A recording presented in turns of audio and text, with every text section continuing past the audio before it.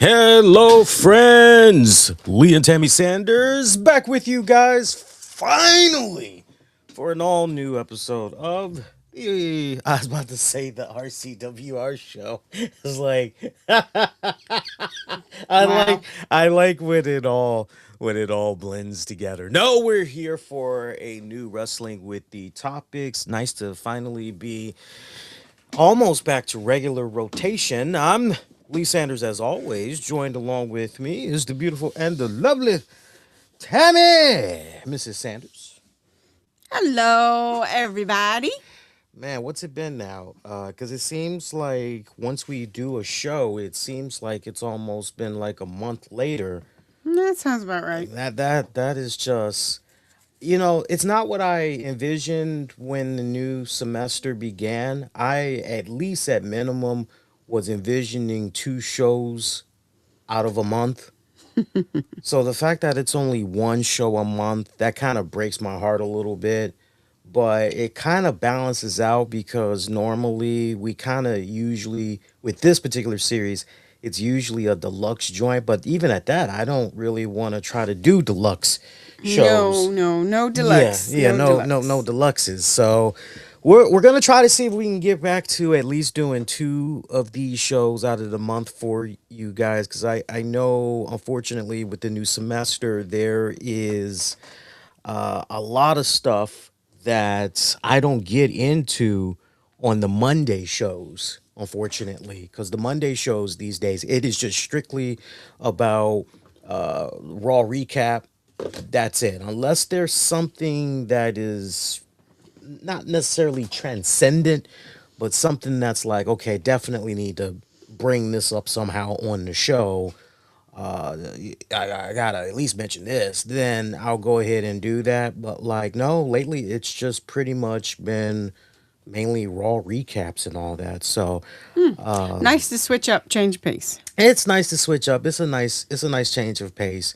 And then I tell you what, when I did try to see about, well, can I at least cover TNA a little bit more? It's like I'm so whooped with the schedule of classes. I'm so whooped that it's just no, I don't. If there's a pay-per-view, look, I'm there. If there is some type of breaking news, yo, I'm definitely there. But I'm at a point right now where it's like unless it's a off semester or if it's a spring break or something like that, it's just I gotta keep doing the bare minimum. So I appreciate you all's patience while we are going through these adjustments. Trust me, I'm always thinking about you guys, always thinking about ways to get out more content. That's why, if you all have noticed, speaking of content, there's been a lot more content being put out, particularly on the YouTube channel in between when it comes to the shows. Shout out to my guys over there at Papa John's. I actually had caught Papa John's attention on their official social media accounts because they saw the review and everything of the pan pizza. So they've been showing that some love. So that's great. I would Nice. imagine, yeah, I would imagine that at some point they're probably going to be like, yo, can we just kind of maybe use a piece of your clip for our next commercial? Because I can see them doing some stuff like that. Like you all spoke and we're hearing you, and they show my big black ass. You hear that, Cross? Yeah, I can just. Wow. Hey, I'm good. I'm good. Give me that damn attention. I'm good. You know. But speaking of, but yeah, the YouTube channel is I've been putting up more content on there, so make sure you guys go show it some love. I gotta share this story with you. It's definitely a follow up video. So for those of you that don't know, one of the main things that I'm always uploading on the YouTube channel is these foodie reviews. And there's this latest one, Goldfish Frank's Red Hot, I put that on on everything. everything, right? So I'm nibbling on them and I say, oh, yeah, these are actually pretty good. I've had my fair share of snacks that's been kind of bad. And if you want Goldfish in particular. goldfish in particular. And so one commenter, and this is definitely going to be a follow up video. One commenter, he goes, Lee, you're doing it wrong. What you're supposed to do is take any goldfish and you're supposed to just put it in your soup. That's how you're supposed to eat it. You're not supposed to eat it by itself. And he was like, trust me next time. He was like, next time you have some soup, that's when you do the goldfish crackers. You'll thank me later. And so I immediately responded to him and I said, oh shit. Okay, well, if that's the case, all right, that's a follow-up video. Thank you for that. And he was like, yeah, no problem. Fan of the show. But yeah, you're doing it wrong. I'm like, okay. I'm like, okay. I'm like, so now it's kind of one of those, damn, all these years I've been doing saltines. But he's saying, no, do goldfish. That's the whole purpose of goldfish. So I'm gonna take him up on that. We'll do a future video on that and see how that Interesting. goes. Yeah, yeah. Speaking of classes, Tams has no idea. I just told her I wanted to share something with her literally right before I came on the air. So she has no idea what's getting ready to come out of my mouth. So earlier this week, one of my classes is a sociology class, and it deals particularly with poverty, more specifically, poverty amongst the black community. That's what we mainly focus on, especially black adolescents. So we do this activity where the professor has all these little pieces of paper, and they're basically privileges. And so she says, for instance, if you've never had to work on a major holiday such as Christmas or the 4th of July, you've had that Yeah, privilege. that's a privilege. Come up here and get this slip. And so, like, the amount of people that were coming up, grabbing the slip. Please grab this slip if you've spent more than $200 on a pair of shoes. Virtually 95% of the class got up.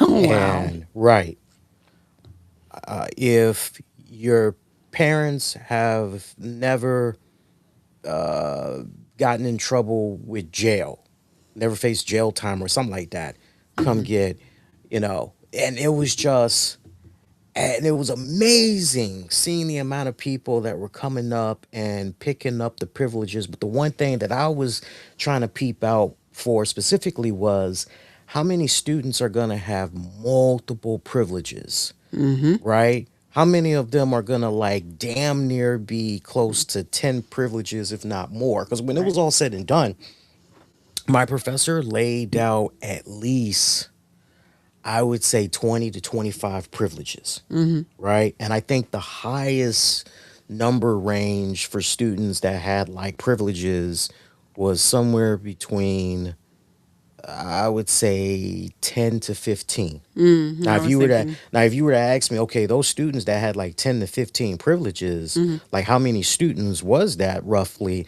Out of a classroom of about, I would say, 30 students, I would say about 10 to 12 students were in double digits on the privileges. And that's half the class, That's right? almost half the class, Okay. right? And so, as each student is picking up the privilege, I'm sitting there. And at one point, I say to the professor, I look at her, I say, come on, professor, we're getting towards the end. Hook a brother up, give me something. And she starts busting up laughing, and she's like, I don't know, Lee. She's like, we'll see what happens. She's like, right? And so she goes through the rest of the privileges, right? And nothing. So you actually had no I privileges? had no privileges. Guys, you got to see the look on Tam's face right now because it's just like, that's why I wanted to share this story with her, but like I also wanted to share this story with you all.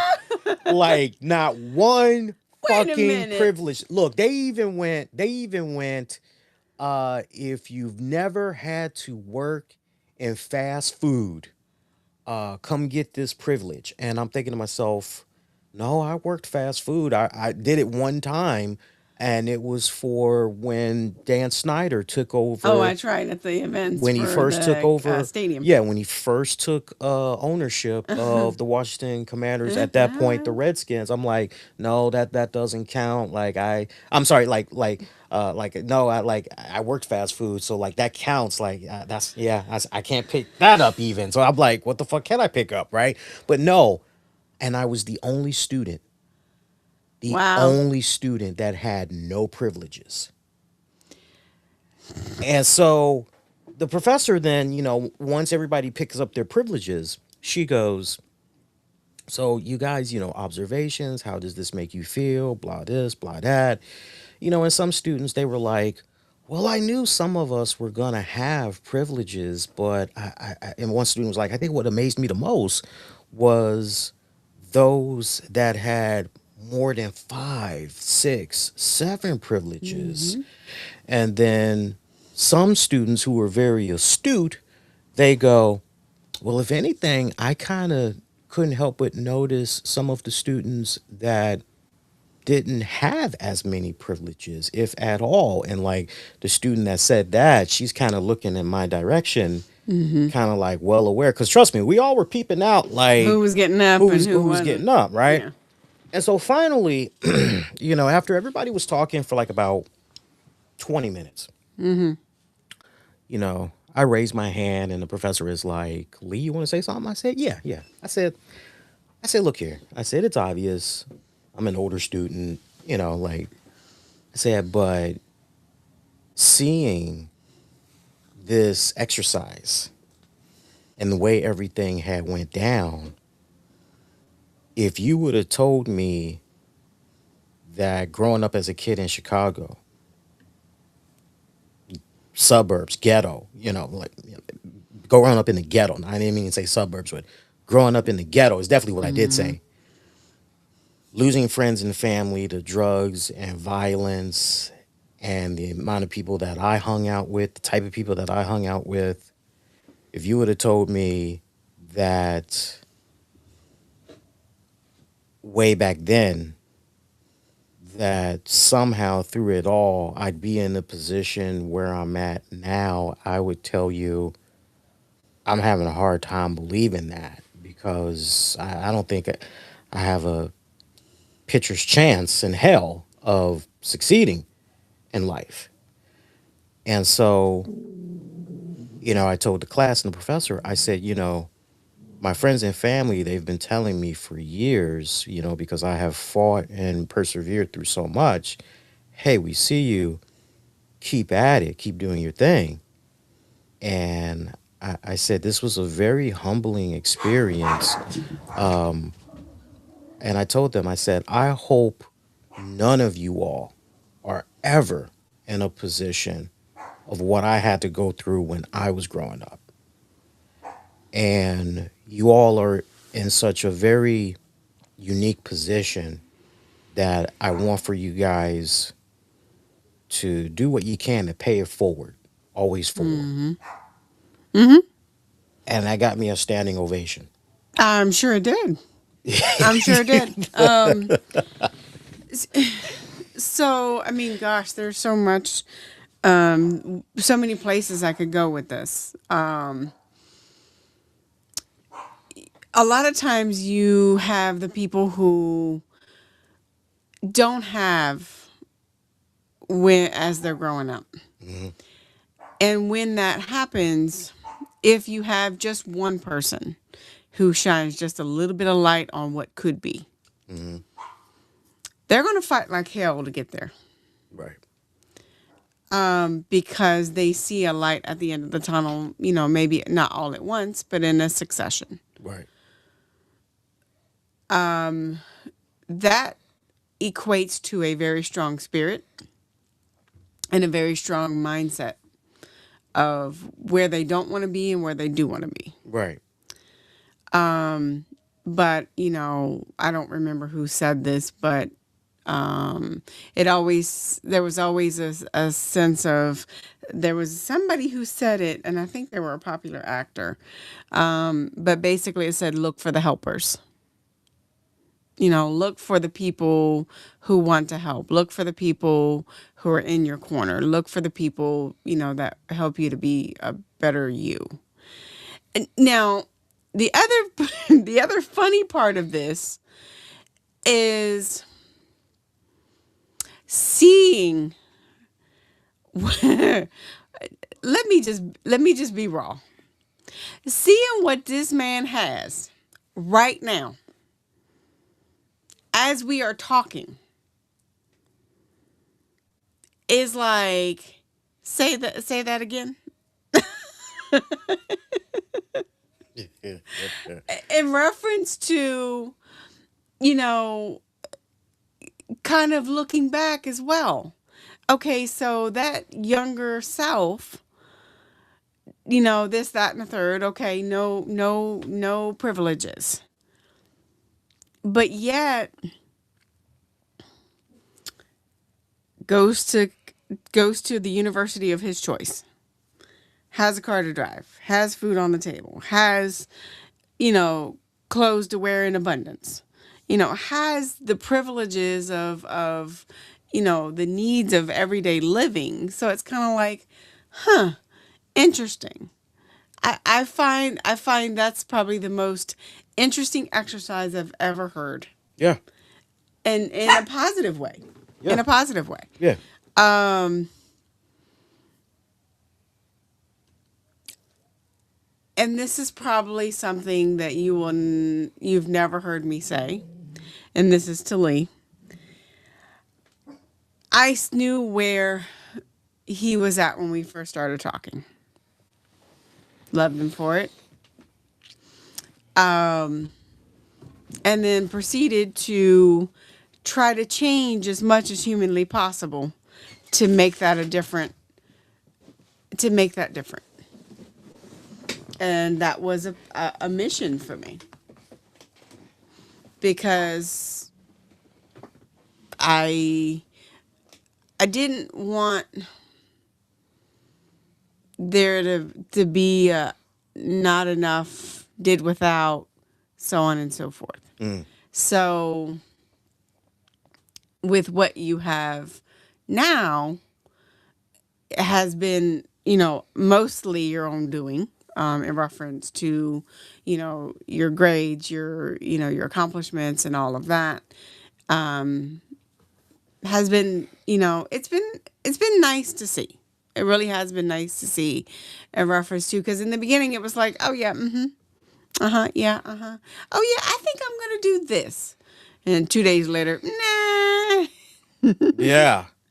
So to see the passion, the perseverance, and the grit, that you have been portraying in the last little bit Yeah. has been very refreshing to see.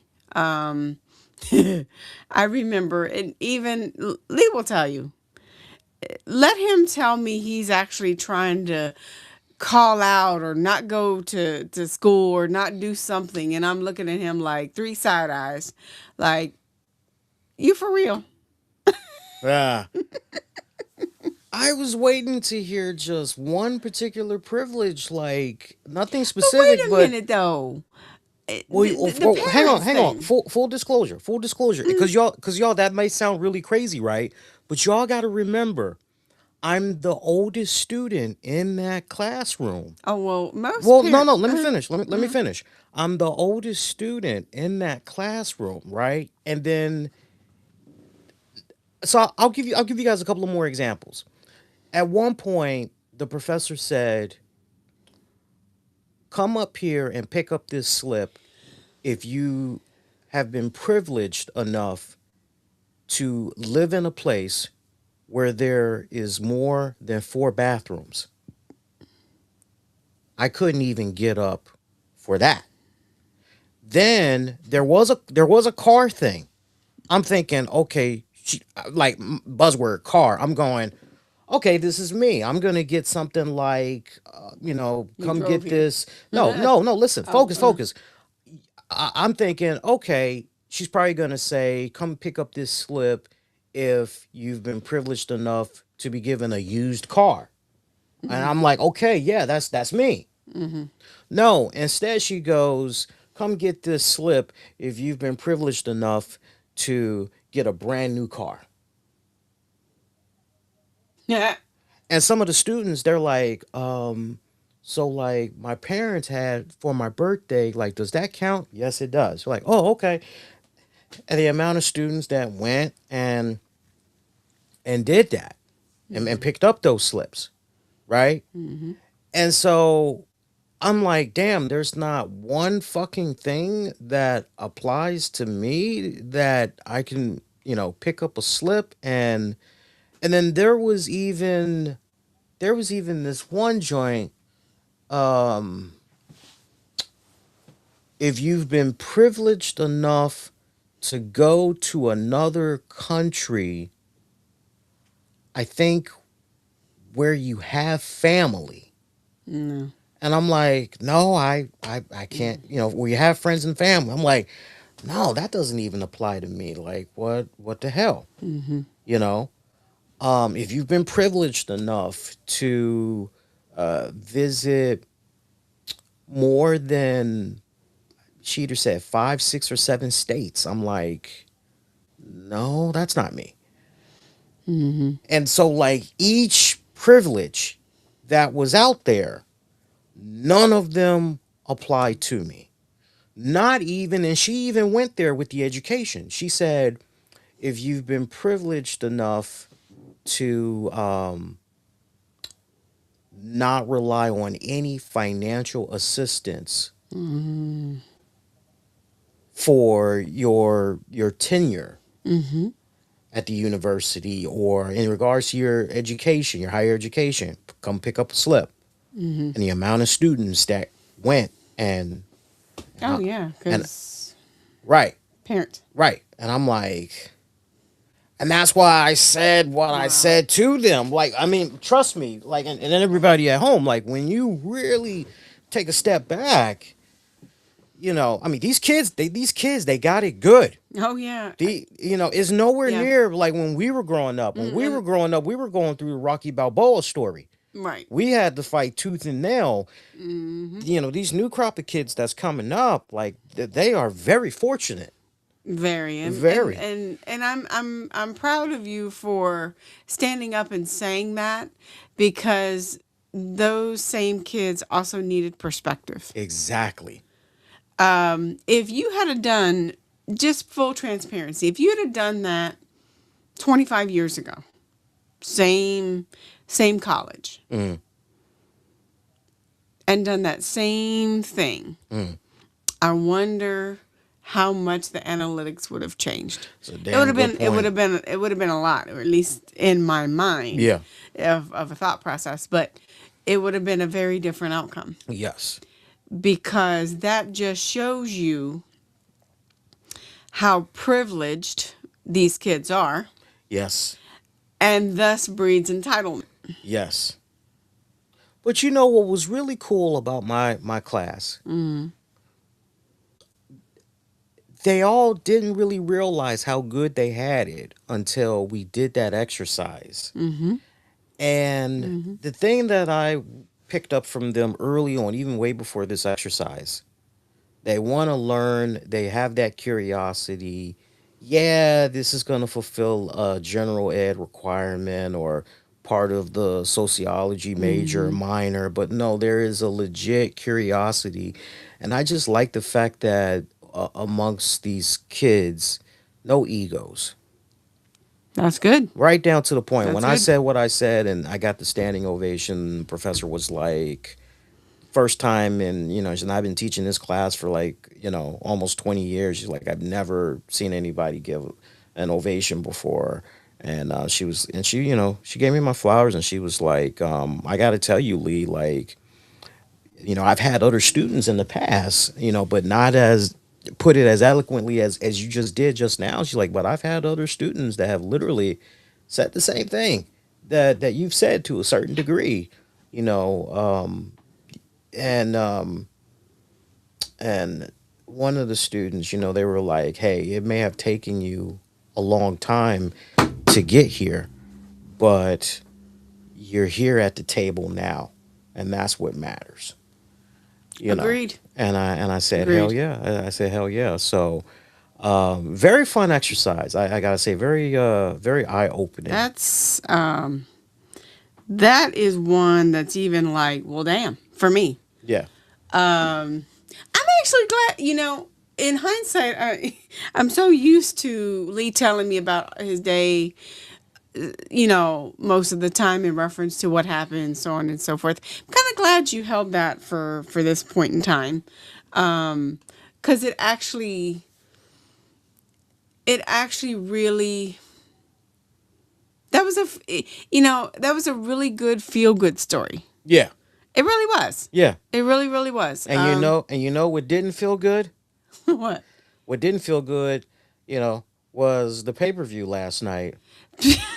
All right. But Well, from WWE, you know. well, okay. So here's the funny, guys. So I got home last night, and I had to do some errands for the house, and I had gotten home late from work, but also had to do errands. So I got home even later than I was supposed to. Anywho, so I got home. I came upstairs, and Lee's like, "God damn, this paper is terrible." And I'm like, "Oh, great." It's one of those, okay. And to be honest with you, I think I've been hearing that a lot more with the pay-per-views. Like Hmm. every pay-per-view. It's almost, yeah, it's almost a 9 out of 10 in reference to whether Lee's going to go. That could have just been a normal regular weekly match. That sucked. That could have been better.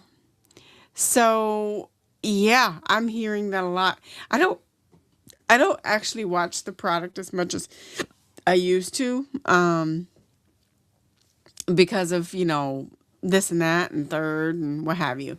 But in what I see when I do watch it, because usually it's snippets here and there, or what Lee has said, it is really, really.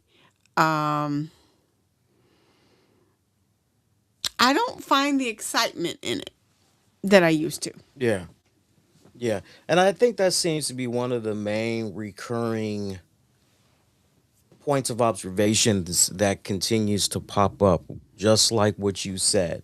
I mean, right down to the point, there's been a couple of people that I've been chatting with between classes. And when they find out I do a podcast on wrestling, one of the first questions that they ask me is, "What do you think about today's current wrestling product?" And I'm honest with them. I say, "Well, there's definitely the talent, but depending on the promotion." And I'm like, "Definitely looking at WWE these days," and I give a thumbs down. And they're like, "Yeah, Yeah. yeah, like that's exactly how I'm feeling." But it's interesting to see these, and these are like people that's not even watching the product on a weekly Mm. basis. These are people that are just poking their head in, like if they're flipping through the channels and they're like, "Oh, what's this about? Okay, what else is on?" But the chamber PLE, because I mean, it's the morning after now. It's the morning after WWE did this Elimination Chamber out there in Chicago, Illinois. And look, I said it on the post show. I will say it to Tams, and I will say it to anybody that is within earshot of listening to this show. WWE needs to do away with this buffer of an event, because it makes no sense to me that you have the Royal Rumble, you're fresh off of that, and from that point on, you got all those weeks going into WrestleMania. I say you should just build towards WrestleMania. Hmm. There does not need to be that buffer show. And if you are going to do a buffer show, I say let it be Saturday night's main event. since you got that Mm-hmm. commitment with Mm-hmm. Peacock still, or like if something you know, you shouldn't be doing a pay-per-view just to be doing a pay-per-view, just to be fulfilling a quota, Mm-hmm. right? I care more about the quality than the quantity, right? Now, Mm-hmm. some people look at that event from last night and they go, it went down exactly what I expected. I thought it was overall going to be a average show and you know, look, no, here's the thing. Here's the whole point that everybody is missing. The whole reason that you're watching this particular PLE is because the way WWE is promoting it, yo, anything can and will happen on the road to WrestleMania. Things could get shaken up. And when Mm-hmm. you don't really shake things up, I mean, let's really break this down. Let's really break this down. You had the women's elimination chamber match where the winner of that gets to face Jay Cargill for her championship at Mania. Okay, so there's your little incentives right there. There's one Mm-hmm. incentive. For the men's side, hey, same deal, but winner gets to face Drew McIntyre for his championship at WrestleMania. Okay, there's that other incentive. Okay, all right. Those two alone, that should really be enough. The men's elimination chamber was a clusterfuck, as far as I'm concerned. Wasn't Mm-hmm. entertaining. Anytime I can walk out of a 4 card show and say, well, I really only enjoyed this match, which was AJ And that versus AJ. AJ Lee Oh, versus AJ Becky Lee. Becky Lynch. Okay. I actually enjoyed that match. I thought Becky did a damn good job bumping her little ass, doing everything to get AJ over. AJ coming in with the traditional arm bars, you know, takedowns, and you know, it kind of gave me like a nice, cool throwback kind of old school feel and all Mm-hmm. that. As I said on the post show, AJ is continuing to shake off the ring rust. She's looking pretty good. The Finn Balor CM Punk match, I had a big problem with the fact that the guy lost cleanly in the ring.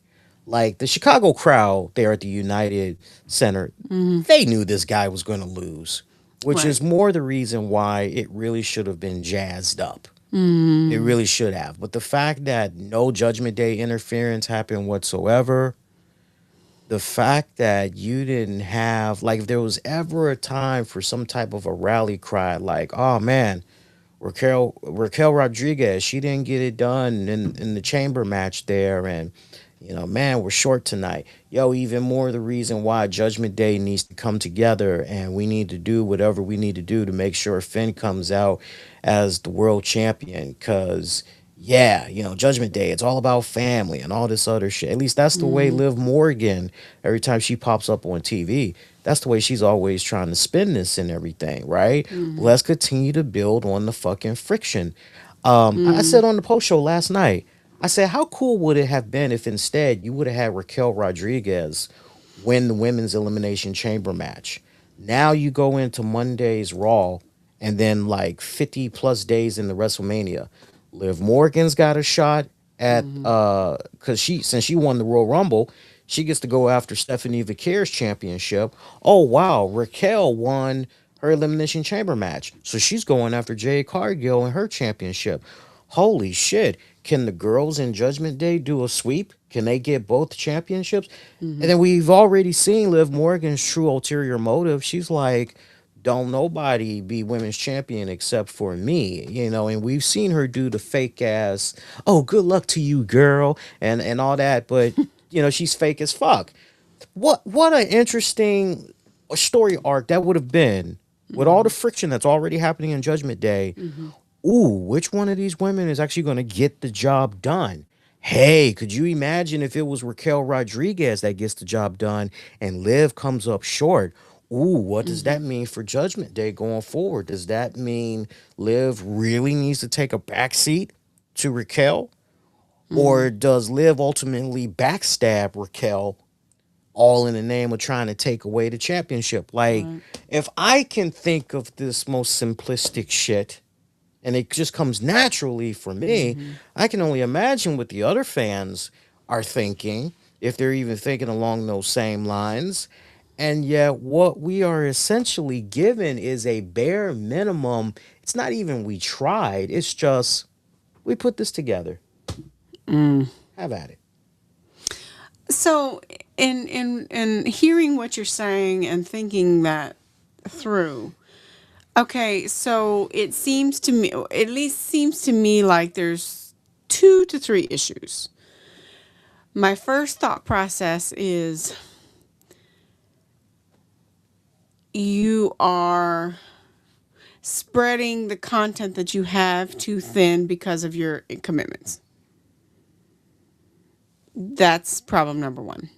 Problem number two is you are not getting your newer stars to pop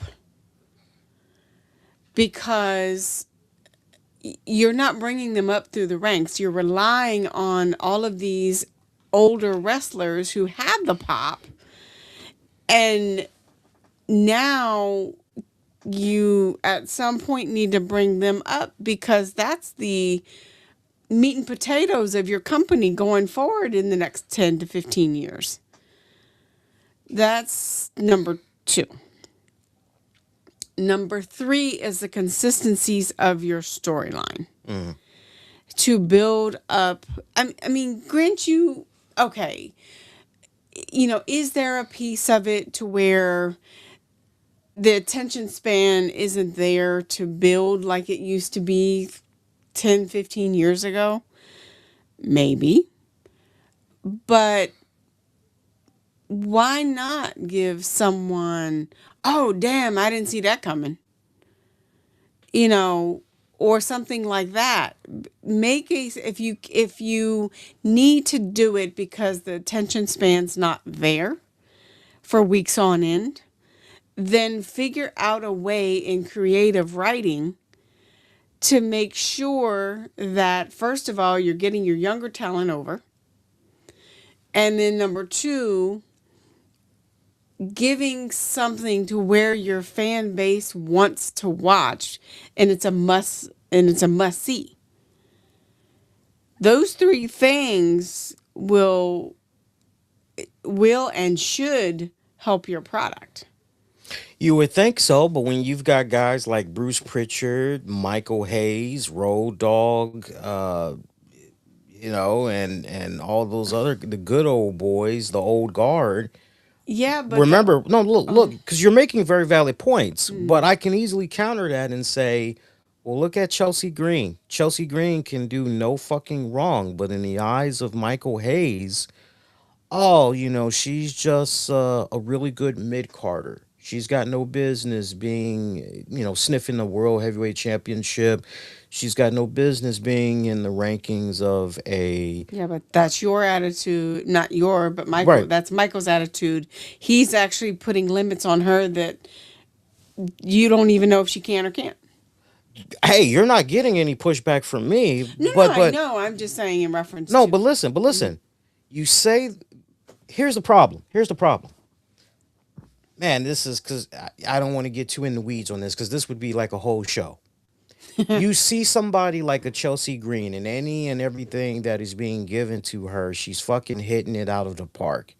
But then you say that she's got no business being up there in the ranks of a Charlotte Flair or a Becky Lynch or a Bailey, and yet that position is going to an Alexa Bliss.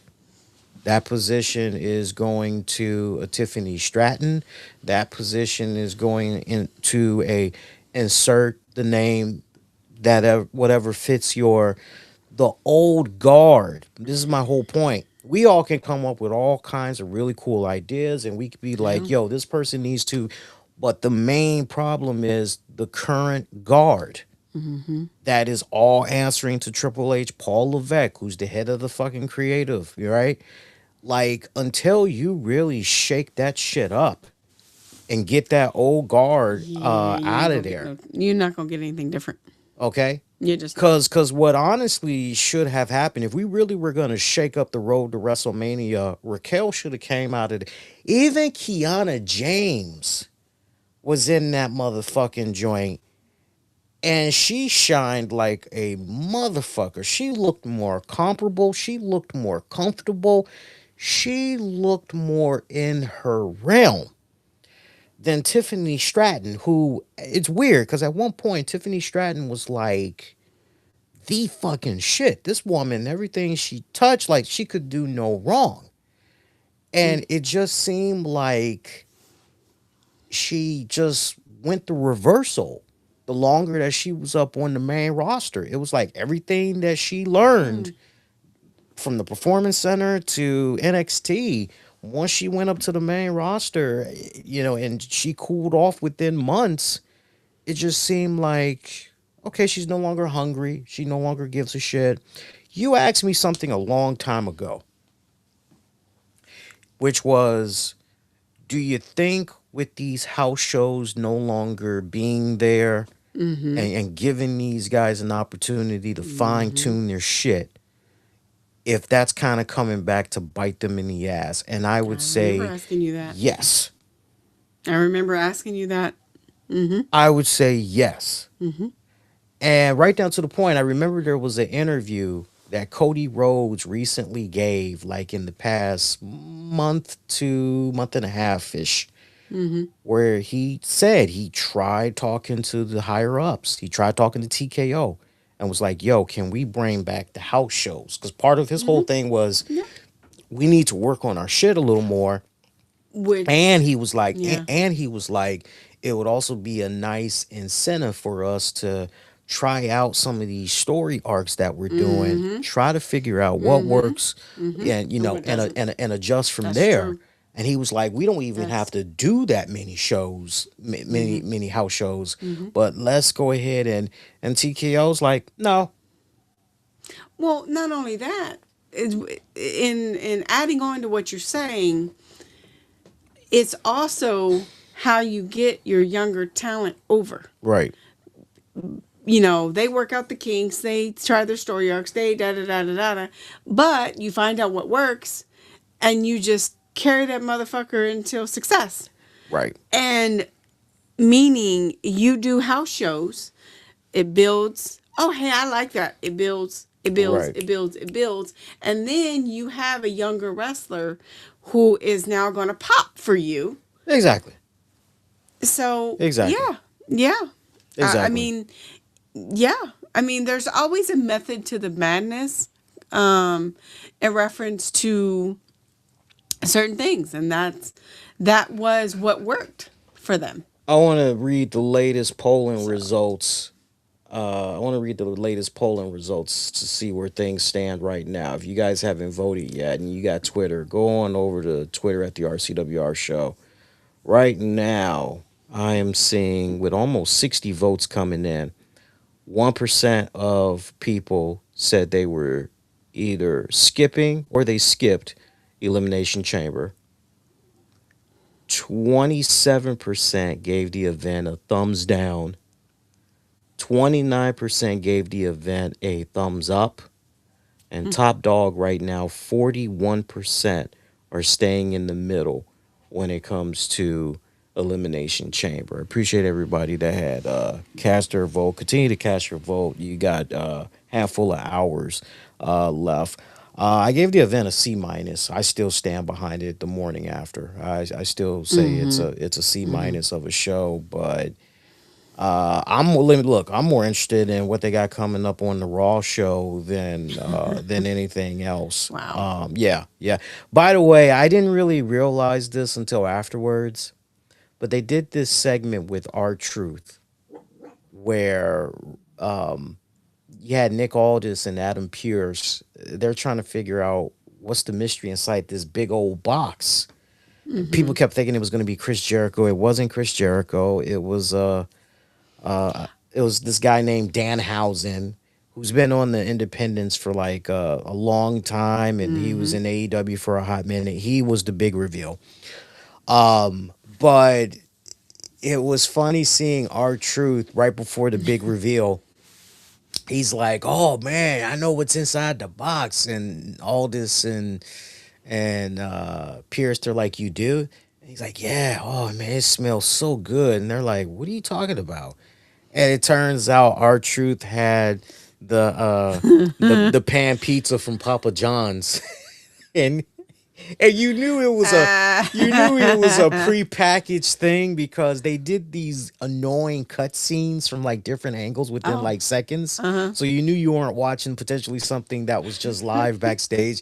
But they show our truth eating this, and then like the Chicago native in me is going, "This is so fucked up." But That our truth would do this. If anybody had to do this and walk away without getting booed, our truth would be that guy. Because I'm thinking, wait a minute, you're you're pulling in out Chicago right, and you got that. right, motherfucker. Like, I mean, we got home run and pizza. We got fucking Geno's. Like, and you're fucking Papa John's. Fucking Papa John's. If I have my choice of Geno's or Home Run Inn and Papa John's and I'm in Chicago, who the fuck you think I'm gonna be going to? Not Papa John's. I ain't going to Papa John's. You can get Papa John's anywhere. Exactly. You know, if I want an imitation whore, yeah, I Oh. mean Papa John's. I mean, I Well, know. damn, how you really feel? I'm just saying. They're as close to comparable edible pizza that Well, if Papa John's was actually listening to the show right now, they might take their follow back. nothing personal, Papa John's, but I gotta keep it real. Hey, look, until Papa John's try to put some money in my pocket, I'm keeping it real. If they want to put some money in my pocket, then it's like, can't nobody beat Papa John's. But hey, even I know real when I see it. Come on now. The optics of this just looked so fucking wrong, but if anybody had to pull it off, definitely our truth. Another thing that was kind of interesting about that pay-per-view too, 4 matches, and they did like the longest fucking entrances. I didn't realize how long these entrances were until it came to the chamber matches, because each participant, it was like 6 participants. My fucking god, the entrances for these people must have been like 5 to 10 minutes apiece before you actually got to the fucking match. Damn. Yeah, it was Was like it a long was it a long ramp? no, Oh wow. no, That means they said stretch. yeah. I mean, they stretched that bitch. I'm just like, wow, like Because they no, needed time filler because there wasn't as many matches. yeah. So just Yeah, crazy. that's a bit too long. Wait, I mean, yeah, if it's like John Cena, okay, yeah, maybe you can see that. yeah. But just some random somebody, I mean, not random, but just okay, some current card person. It's like, what the fuck? Yeah. I don't know. There's a lot of things from a production standpoint that just kind of I noticed. Speaking of production, let's talk about something that went down on the air. Something that happened between the shows since last time we were on the air. But I saw this stuff that went down with Michael B. Jordan and Delroy Lindo. And I know they had participated at the weekend's NAACP Image Awards following the previous weekend's incident at the BAFTA Awards. And I love that Regina Hall made Mm-hmm. sure to give those guys Mm-hmm. their flowers and everything. I'm not going to even repeat the name of the guy from the BAFTA Awards Mm-hmm. because he does not deserve. I understand he has Tourette syndrome, and I'm Mm-hmm. I'm very sympathetic towards people that have any type of a physical or mental Disability. condition, Mm-hmm. psychological condition. I'm always sensitive towards individuals dealing with something. But for me, and I don't mean to put a conjunction in there. I think you guys see where I'm going, though. Okay. Uh, here's the big problem that I have with that guy. Mm-hmm. I saw the series of statements, apologies that he put out. Mm. Not once did he mention most importantly, I want to offer sincere apologies to Michael B. Jordan and Delroy Lindo. Not Mm. once did I see him ever. Now, he tried to do some half-assed, I did try to reach out to them, but I didn't hear anything back. He Do did you try. really think you were going to? Right, right. But I was just watching these fumble attempts of, Mm. and here's the thing, it wasn't even what he put out there. It wasn't even, he never directly addressed Michael B. Jordan and Delroy Lindo. He never did address them. Instead, it was just, oh, thank you to everybody that had came together to support me and my condition. And yes, we definitely need to continue to, put the spotlight on Tourette syndrome and blah this and blah that. I mean, it was just, everything was just, and I'm going, Mm. yeah, but look at the people Mm. who were inadvertently hurt By your actions. by your condition. Mm-hmm. And it's like, for you to not go out of your way, and you have all the time in the world to sit Mm-hmm. down, write some shit out, for Mm-hmm. you to not even think Mm-hmm. after reading that shit, Mm-hmm. the most common fucking man and woman in the world, if they're sitting down and they're trying to put out some type of a apology slash accountability letter, the average person would have enough common sense to go, where it counts the most, I need to make sure I mention this person or these people. Mm-hmm. Because I know at the core, and I know at one point I had said something along the lines of, can this guy just stop while he's ahead? Because, Yeah, it sounds like he's digging himself a bigger hole. exactly. And it was not well received I'm whatsoever. sure. And then, of course, BBC, they came under fire because it was like, wait a minute, you guys had a fucking 2 hour delay. Why didn't you edit it out? Right. Mm-hmm. Well, not only that, why was he so close to a microphone? Well, let's say he wasn't close to a microphone. Damn, He he was sitting. must. He was sitting. Okay, so for people that like aren't really, so he came to the ceremony last weekend. He came to the ceremony because his little movie, it was up for some awards or Oh, whatever, and so okay. he came, and then like the Okay. audience members were told, and if I'm understanding this wrong, people, I'll have to rely on you guys. But this guy basically, the audience members were told ahead of time, Mm-hmm. hey, there's this man. His name is da da da. He has Tourette syndrome. We just want to give you guys a heads up. Mm. He could be saying some things that may make some of you all a bit upset or uncomfortable. We just want you to know what's going on. Right. Well, word did not get to Michael B. Jordan and Delroy about this man, because they said after the fact, when it was all said and done, they said, okay, we understand this guy has Tourette syndrome and all that, but like, it would have been nice Yeah. had we been Yeah. told ahead, like way before Yeah. we went out there for the presentation. Right. And so Right. that's why you kind of see the dumbfound look on their face in the Yeah. now infamous viral clip as they just tried to power through the shit. And annoyance Yes. and anger, Yeah. because you can see that too. Yeah.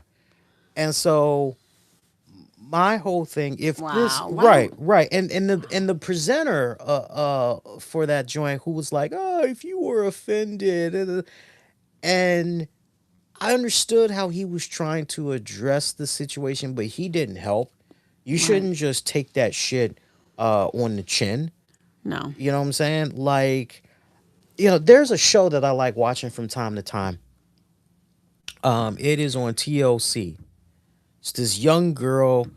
I haven't kept track of the series in a minute. I'm wondering what's going on with her and her boyfriend, like, because I think they were maybe talking about getting married or whatever. Bailing Out Loud. It's Mm-hmm. this young white girl. She has Tourette syndrome, and she just says like the loudest, craziest things. Mm-hmm. And it's an interesting series seeing her, navigate with the condition and all of that, and it's inspiring, and it's a lot of things. Now, putting her Tourette syndrome to the side, there's actually some things about her personality that rub some people the wrong way, especially in how she treats certain people. And then, you got other people that are like, oh, she's pretty cool, and all of that. And, for me, this guy with Tourette syndrome, I, I can only speak for myself. I can't speak for him or anybody else. But I'm just saying, if it was me personally, and I know that I have no control, Right. I know I have no control. It'll just at random. Okay, do I really want to be in a room full of people that truly don't understand my condition? And do I really want to be in a position where I'm going to have some outbursts where I could say something real derogatory, I could say something real fucked up, and I'm going to be looked at as the villain? Mm-hmm. I'm probably going to remove myself from that situation and just be like, hey, look, I'll meet you in the VIP room. I'm going to be watching on a monitor. Mm-hmm. Come get your awards. We'll go do the after party. But yeah, I'm just going to hang out back here. Right. That would be the right thing to do. I think the individual in question, just because of everything with the success of the movie and all that, Mm-hmm. I think they were just so much more wrapped up in Right. that, that it kind of blindsided them Mm-hmm. a little bit. Do I see this particular individual? Do I see this particular individual participating in future award ceremonies? No. Yeah. If this person has common sense, those close to him, they will make sure that something like that never happens again. And that's not I me being mean, a dick. That's just me. I Trust mean, me, I'm sensitive, but I'm also sensitive to the fact that not everybody understands, and unfortunately, and I hate to say this, there are gonna be those that don't want to understand. true. You know what I'm saying? It's no different than I can remember when I used to work in retail.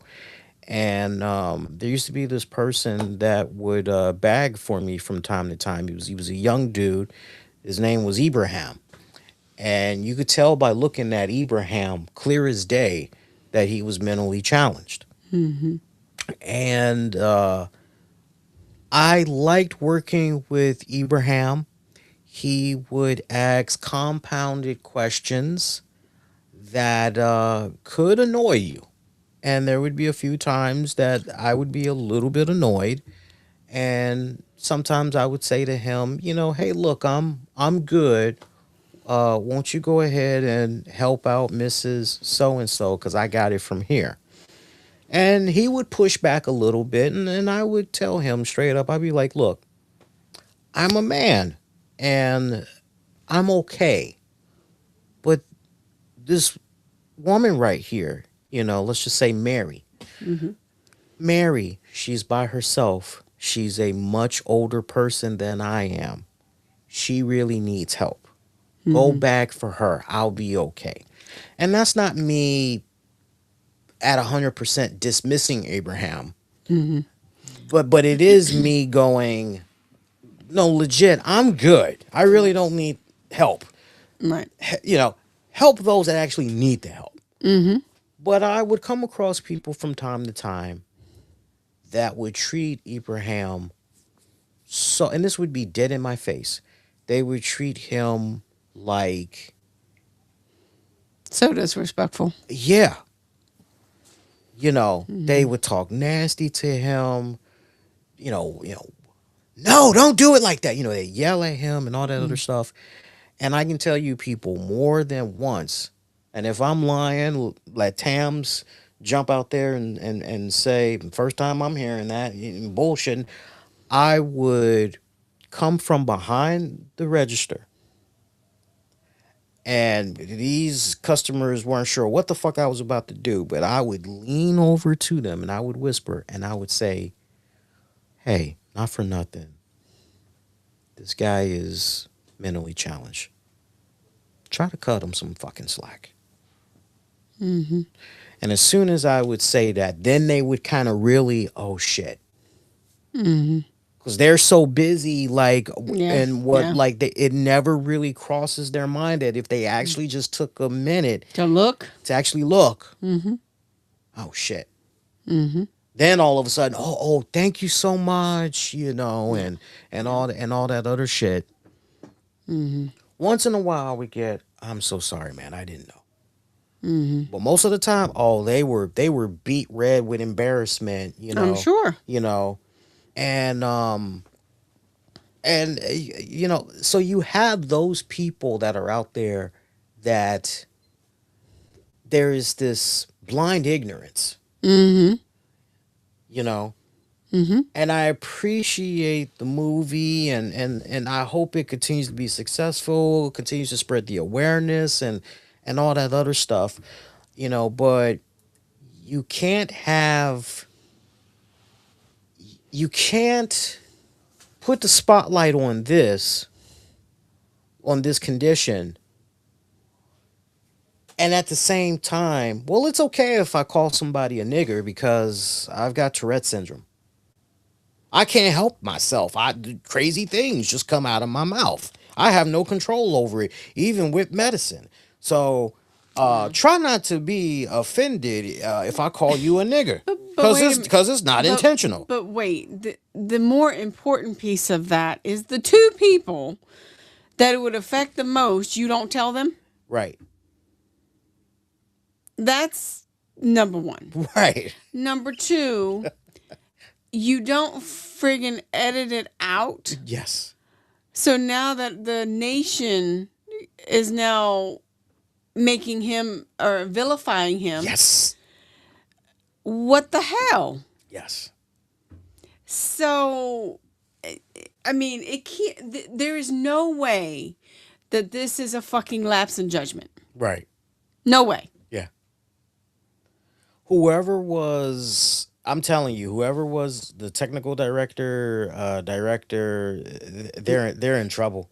They are like they probably will not be brought back, Oh, because I wouldn't bring him back. that is a you know what I was thinking about when that shit happened. I thought about the infamous NWA incident with Jim Cornette and the racial stereotype that he said on commentary, African, Somali or whatever, bucket of fried chicken, and that pretty much that right there cost him his job as commentator in the NWA. And the NWA promotion was never the same after that, because you had Jim Cornette using his podcast week in, week out. And Promoting. right. And there was a big chunk of them that was definitely going to the NWA product, representing and all that, because he was that bridge. And like, what was so baffling, all of us were thinking this, but when Cornette actually went in depth, it was like we knew just from common sense, but when just to hear him say it, it was like, what the fuck? And that's the fact that, wait a minute, you guys have been sitting on this episode for how long? Because this was a taped episode. And you had plenty of time to edit this out. You had plenty of time, between Billy Corgan, between this person and this person. Hey, this particular segment right here, this might not go that well with. So, what do you think? Yeah, we should probably cut that. Yeah, well, let's go ahead. Yeah, we don't even need to take the gamble. Let's go ahead. Let's cut. And they left it in. And So either two things happen. mm, They're that stupid and or careless, or they thought that they could just do away with Jim Cornette. that's something I never did consider. That latter part. That's something I never did consider. Hmm. But it reminded me what happened with that whole situation with Jordan and Lindo. Yeah? Yeah. it reminded me Yeah. a lot of that. Yeah. But, Lindo actually went on to say that with the NAACP awards, obviously after the AFTA or BAFTA, sorry, BAFTA awards, that essentially could have been a very negative thing, Hmm. but it was turned into something very positive in reference to them getting their flowers, them essentially Regina Hall then went on to give them a moment of silence, just to appreciate their talents and their work. Hmm. So that actually, and then they ended up getting a standing ovation. Hmm. And even, Michael B. Jordan literally said, I am proud as hell to be black. As he should, as And, anybody and, should. and as anybody should. Yeah. But it, it was very nice to see something, like I said, something so negative turn around to be so positive in reference to, because it could have turned out even worse than, you know, than it was. It's interesting. No, you're absolutely right. It's interesting because I'm reminded of a time. I remember when I was doing a little bit of volunteer work at a homeless shelter many moons ago. There was this older white man, and he was eventually kicked out of the shelter, sadly. I won't get into that. Let's stay focused. But this guy would keep to himself. Uh, you never saw him having conversations with anybody, Mm-hmm. and there was a very good reason for that. He Mm-hmm. had Tourette syndrome, so he would say the Mm-hmm. craziest things. Mm-hmm. And man, I can remember more than once Mm-hmm. he would say the N word, Mm-hmm. and people were ready to beat his ass. Mm-hmm. And some of the caseworkers and volunteers, such as myself, we'd be like, no, no, no, no, no, like you understand, like this is what's going on with him, and like they did not care. Right. All they knew was they were called the N word, Right. Mm-hmm. and them was fighting words, Mm-hmm. and they were like, "Yo, see your ass out on the street. Mm-hmm. Don't let me catch you." Right. Right? It was, and so it got to a point.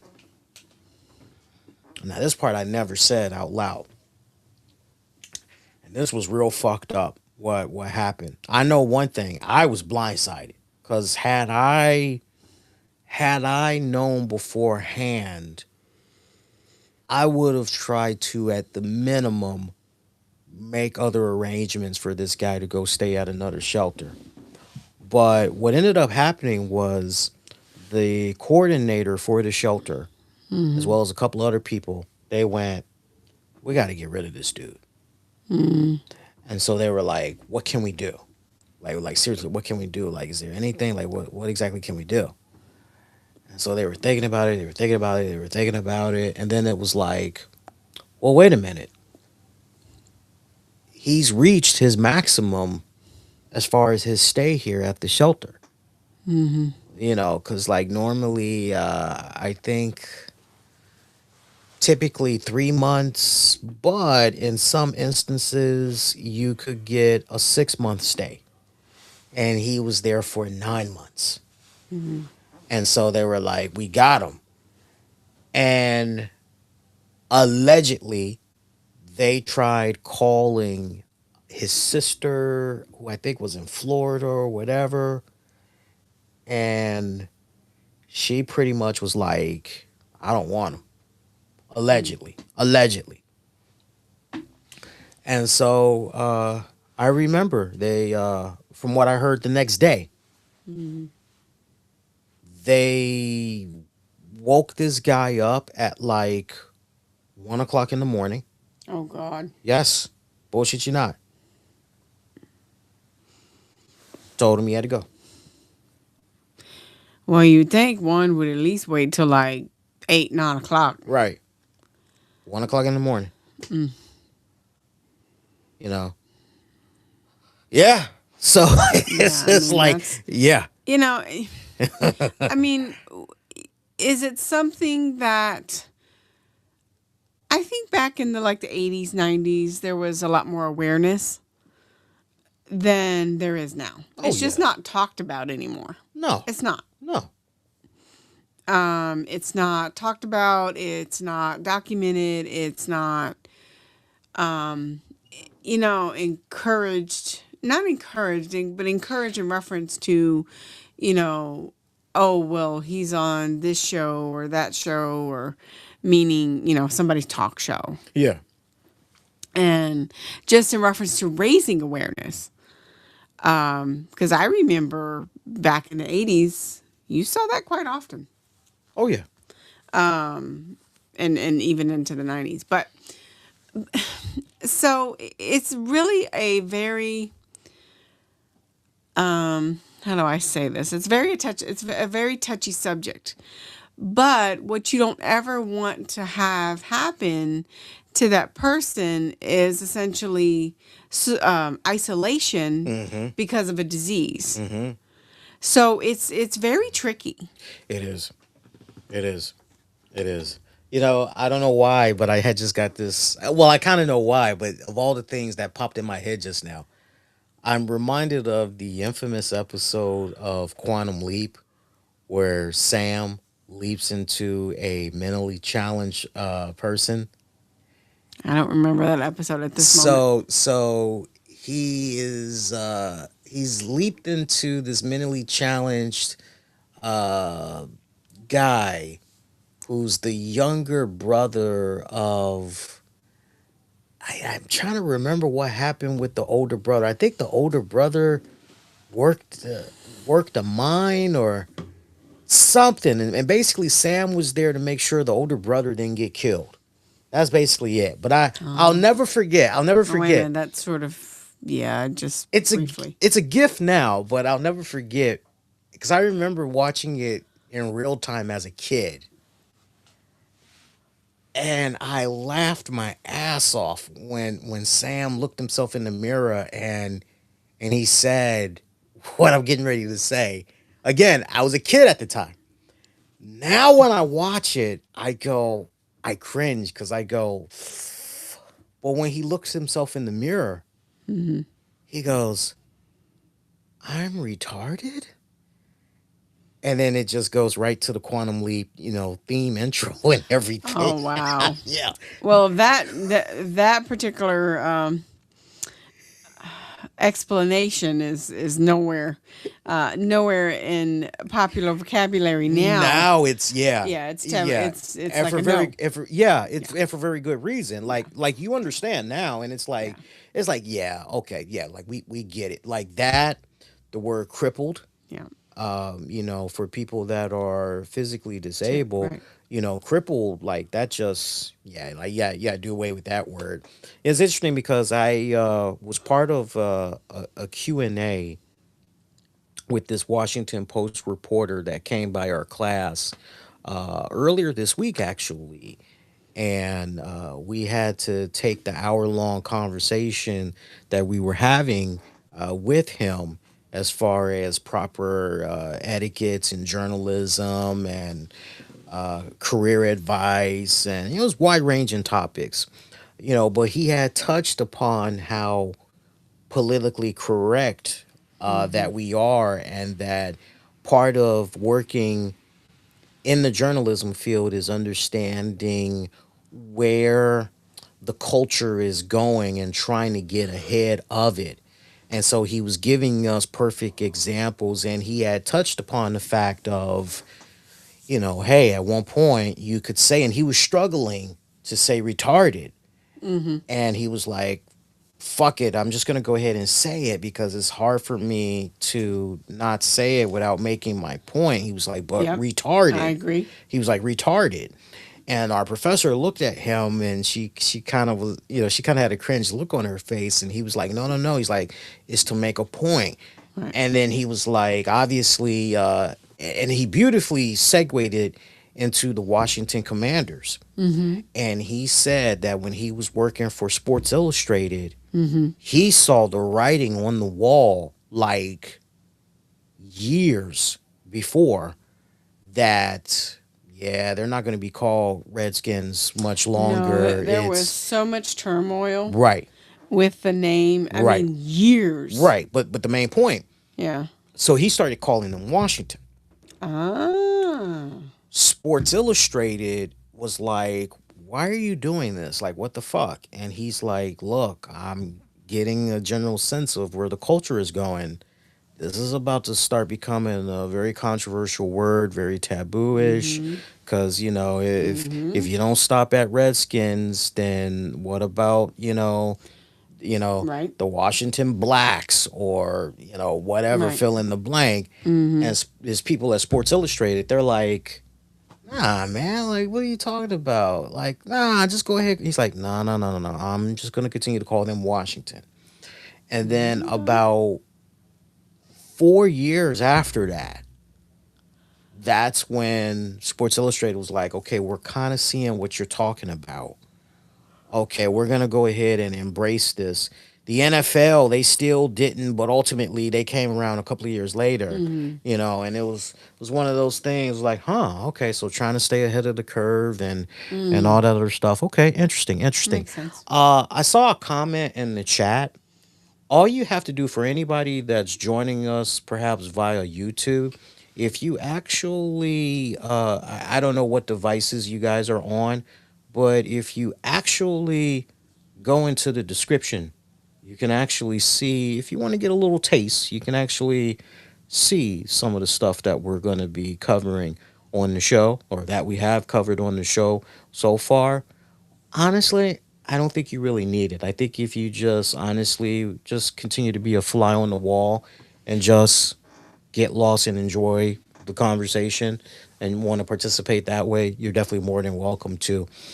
Something else that kind of stood out to us since last we were on the air. I know, kind of lifting the spirits up just a little bit, kind of giving a good feel moment. Two things. One, the fact that an actor that we definitely have come to respect and appreciate, who has close ties here to the DC area, Mm-hmm. Punisher, Jon Bernthal, apparently has purchased a home in DC. It's not really DC though. It's actually Chevy It's Chase. actually Maryland. Yeah, it's Chevy Chase, but It's it's right. close. It's It's right very on the. It's close. right on the borderline though.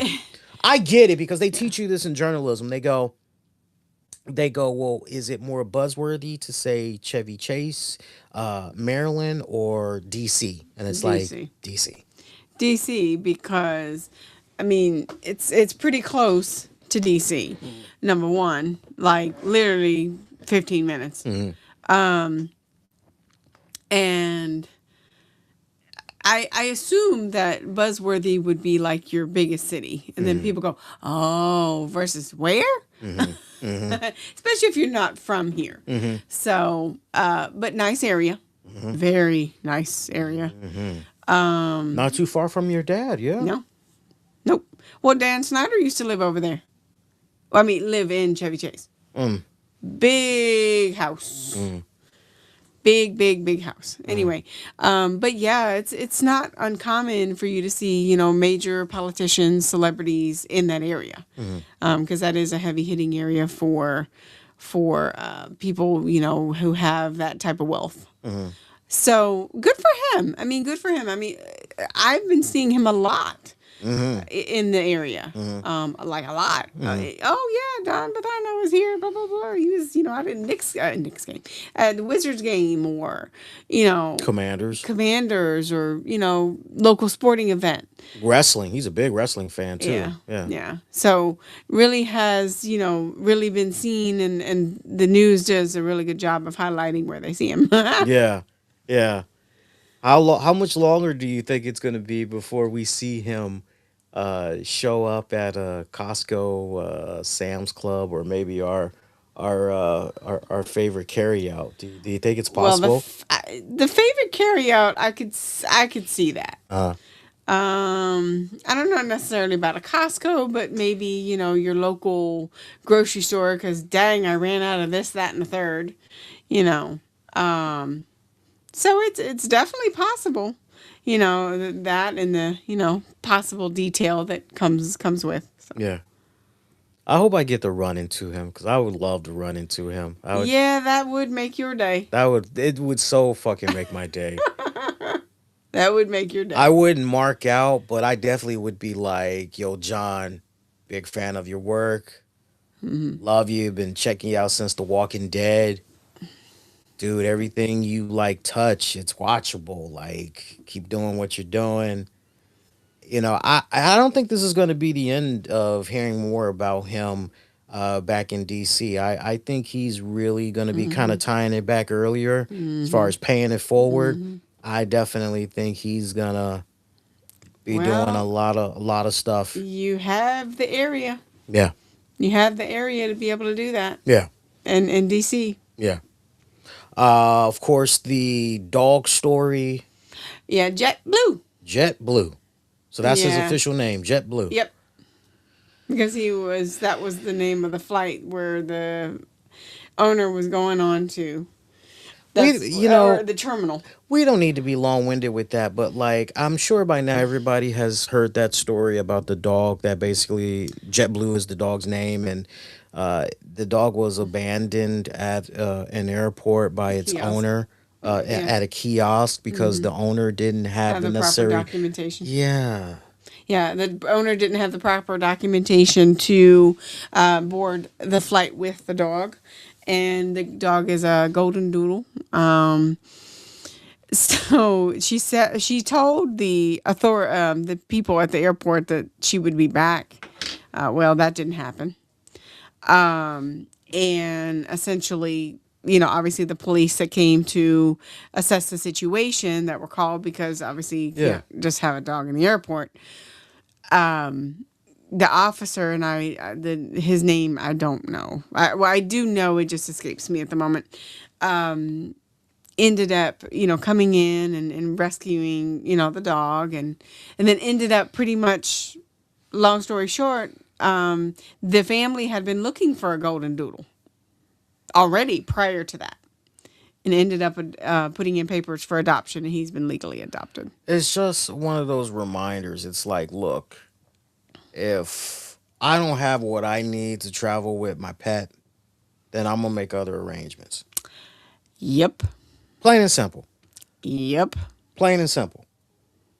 Just plain and simple. Like there's nothing else to add. It's just plain and simple. Like, wait, me and my dog, me and my pet, we're not accepted here. Okay, fuck you. We're gonna go do whatever. Or at the minimum, make sure that if you're traveling with your dog and you know that you're going to get on a plane, know what you need to have before you even show up to the airport. That's also true. I don't know.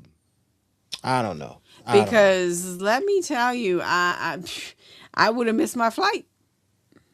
I've had a little bit of time to wrap my brain around it, and like, lady, are you on drugs or something? Because, or are you just that bad of a parent? Or I look at the dog and I go, well, she She's took care. well Yeah, taken care of. it seems like the dog was, but like I don't she's know got if a it screw was loose. something or embarrassment, shame. I don't know. I mean, I don't know what was going on in her head. I don't know. But yes, the dog did look well taken care of. Has she said anything since to try to do damage control? Because obviously Not that I've heard of. yeah, I would imagine she's probably just hiding in her hole. Yeah, I mean, Because what can you say, one really, one right? would be pretty embarrassed. What can you say, really, right? Yeah, well, for me as a dog mom, there's nothing you can say to me that would make sense. Nothing. Because even if it was a case where like you didn't have the paperwork, but like, hey, please, is there anything you can do? Is there any way you can help me? Like, what would you recommend? Like, Yeah.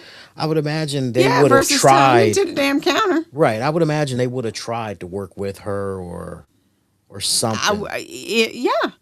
one would consider that that should be a possibility if, okay, well, I don't have this or that. Okay, can you reschedule and whatever, maybe get me on a different flight while I can go get this information, Yeah. or something, make other arrangements in reference to what you need to do.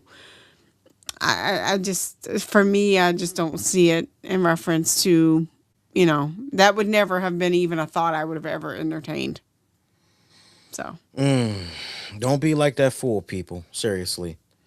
When you're at the airport, you see all those lovely kiosk of food, Yeah. and then you got the McDonald's, you got yourself some Burger King, you got yourself some Dunkin', Wendy's, and I tell you Wendy's. what, if you're looking at Wendy's, you're probably gonna be looking at them with a new set of eyeballs going forward. God damn.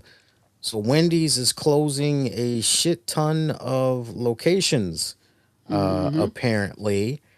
I got the breakdown for this. It looks like they're closing. Now, this is a very small number, but when you look at exactly what the number of those locations is for that percentage, it's actually Mm-hmm. a pretty big number. They're closing roughly 5 to 6% of its United States restaurants. Restaurants. So that's about 300 to almost 400 locations that Wendy's is dubbing as underperforming locations. Mm-hmm. These are going to be closing during the first half of 2026. So at some point during the Mm-hmm. first 6 months of the calendar Yep. year. And these closures, they're part of a Project Fresh turnaround plan aimed at optimizing the franchise portfolio following a almost 12% drop in domestic sales fourth quarter of last year. So, yeah, that is what's going I on mean, here. we've all been in that realm of, Mm. okay, well, this is one of, restaurants I frequent. Mm-hmm, mm-hmm. And, well, this restaurant over here is all right. Yeah, But boy, the one down the street is bomb. right. And that's probably, a definite contributing factor to the underperformance Yeah. as far as quality, presentation and all of that. Now, that's kind of funny, is for especially as much as they've spent Mm, in the last year to two in renovations for mm, those Wendy's, mm-hmm. because they literally, they're all of the ones in this area have been remodeled. So it's kind of like, well, dang, you spent all that money and then literally just to close, 300 to 400 stores. Right. So it's kind of like, It's interesting. It really is because if you would have told me Wendy's was going to be having these problems, I would have said, "Wait, what?" Because when I think about the quality of food and the food options, mm-hmm, hey, I don't really feel like a burger. mm-hmm, Instead, I feel like a baked potato. mm-hmm. Okay, It's there. it's there, right? Mm-hmm. And I don't agree. Now, I will tell you, you got to be careful with some of those Wendy's because some of those Wendy's, they no no no. Hear me out, because I'm going in a different direction here. I'm Okay. going in a different direction that is probably going to blindside some people when they hear this. And I've got to like run to the bathroom. So let me say this real quick, but I want you to run with the talk of Wendy's. Um, be careful where you go because I have been to a Wendy's where all I wanted was a baked potato, Mm-hmm. not a loaded baked potato, but just a baked potato. Mm-hmm. And I was charged one price. And then I go to another Wendy's in the same week. That's my foot. Okay. I go to another Wendy's in the same week, different location, and I was charged 4 times the amount for that baked potato. Same baked potato. Damn. Bullshit you guys now. I went to Actually, one Wendy's where I paid about roughly $2.69 mm-hmm. for a regular baked potato. And You can then get later that at that week, and that a then store for $1.15. and then later that week, I went to another Wendy's drive-through. Both were drive-through, and I said, "Hey, let me get a baked potato." Oh, do you want to load it? I said, "No, no, no, just a regular baked potato." Mm-hmm. And they charged me like six and change. Wow. No drink. That's, yeah. So literally, it was just one thing. Yeah, run with And it that. I gotta use the was, bathroom. wow. That's interesting to hear in reference to the price part of that as it pertains to, was it in an area that was different and, where was it kind of thing. So that's interesting. That's interesting that you bring that up in reference to, because you would think as a company and as a chain franchise that basically all prices would be the same, but apparently not. It is interestingly enough in reference to with that story. There is another story that I actually have that kind of mirrors that. So I actually had to go get my tags renewed this past week. And the funny enough thing is I actually had to take my mom to go get her tags renewed earlier in the week.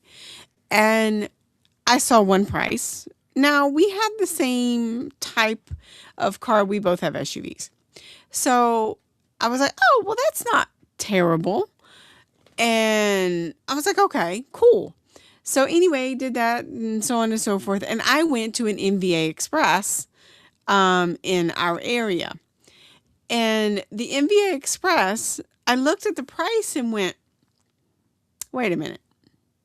And I just assumed, which it still could be somewhat the case, that it would be the same as hers, which turned out to be more like around $70 more. And I was talking with her later and I said, that's really interesting. And she said, no, this is what happens when you go to an MVA Express versus a regular MVA. And I don't know if this happens, guys, with in your, current town or whatever have you. But the Express actually charged me $70 more for my tags because of the Express and not the regular MVA. So I have no way of testing out the theory, guys. None. No way of testing it out because unfortunately I, wasn't at the normal place to be able to know whether or not that's the truth. But there are situations and scenarios that have come up that literally there was a upcharge for the Express versus the regular, current normal place. And I thought to myself, wait a minute. Wait a minute. So that was interesting in reference to. So, guys, lesson learned. If you are ever in the situation where you have to renew something and an express is there, 9 times out of 10, they may or may not charge you more for the same service. So just be, consumer alert type of deal. that's the case. So, but that was a fun little fact in reference to this week. So, it was interesting to find that out because I was so ready to push back, on that. But she doubled down and was like, no, that's what it is because this person's had that scenario and so did I. And I'm like, oh, okay. Now Leah's back. I hope I didn't put you in that bad of a jam. Oh my God, my medicine's kicking my ass. Um, Jesus Christ. Did we finish Wendy's? Oh yeah, I went on to another whole story and we finished that too. Oh wow, what'd you talk about? Upcharge for MVA Express. Yeah, that was just that's amazing what's going on with I don't want to keep inflation like nah y'all it's just No, some basically what I was telling the listeners that's right was you got a beast of a machine that's why you ended up paying a little that's more. what I thought. So what was it really? According to the information I got from my mom, Mm-hmm. is that because that MVA is an express, Mm-hmm. there could have been an upcharge. Oh son of a bitch. So that's what I was telling the listeners. Just FYI, be on the lookout. Is if you have an express, there is possibility of an upcharge because it's an Do express. you still have the receipt? Oh yeah, but they not. I'm not going to be able to return them. And No, no, no. But I'm saying if you have a receipt, maybe to your mom's point, you can see that surcharge if it's on the receipt. I don't really have a receipt. All I have is the actual tag, so I don't really have that part of it. But it is interesting if I wanted to maybe go to the other place and try to renew to see what the amount would be. Like renew for, year two. Yeah. Just I don't know. It's interesting. But there is for us guys, there is a little bit of an increased cost in reference to tags and the weight of the vehicle. Can I just say I don't mean to go backwards, but just in regards to Wendy's, can I just say something here? Like we had McDonald's the what was it? Early no, last weekend. We had McDonald's last weekend. And I had decided I said, "Oh shit, we missed Precious' birthday." Precious, our second youngest, she's the middle of the group. Her birthday was earlier in February, and We also had a major snowstorm and no yeah, heat and some other things. So we kind of just, no heat. No, no, no. You're thinking about oh, no, we had just gotten heat back. no, we didn't, Okay. babe. We're talking about. Oh, you're going a little back. No, we don't need to tell them all that. That's taking it way too back. No, no, no. That's too far back. So anyway, to make up for Precious missing her birthday, we know she loves human food. Like anything you give her, particularly, she will just tear that shit up. And so uh, the idea was, okay, well, let's mess with McDonald's. And I'm a sucker for McDonald's chicken nuggets. So I'm like, yo, McDonald's got that commercial running around where you can get like 20 nuggets for $6. I go in the McDonald's app, I'm trying to order that. I'm like, yo, where's the price for that? Turns out it depends on the McDonald's that's actually participating in that promotional deal. Like, oh, okay, well, that sucks. Yep. So then I find the next best thing where it's like, oh, you can get a 20-piece nugget joint for I think it was, I don't know. I don't know how much it was, but it was like, oh, well, this is cool. So I ended up getting a 40-piece nugget joint. And I figured that Tams, Moms, Precious, we're all going to have a field day with the nuggets. Now, Precious did her part. She got herself a couple of nuggets, belated birthday. She was happy. Sisters got some nuggets as well, right?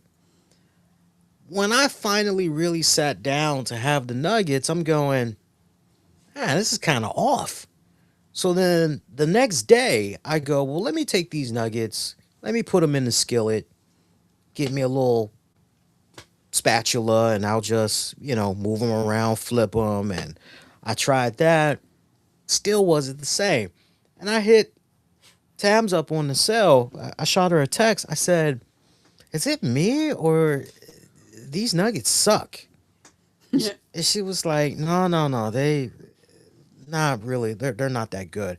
And I told her, I said, I don't know if it's just me, but like these nuggets just, yeah, like if this is how they've always tasted, No, definitely not. which is what she said, like it wasn't always because I taste no flavor. Right. It was just bland as fuck. And it was over fried. Yeah. And that's when, going back to Wendy's. Wendy's, I think, has the best nuggets. Number two would be Chick-fil-A.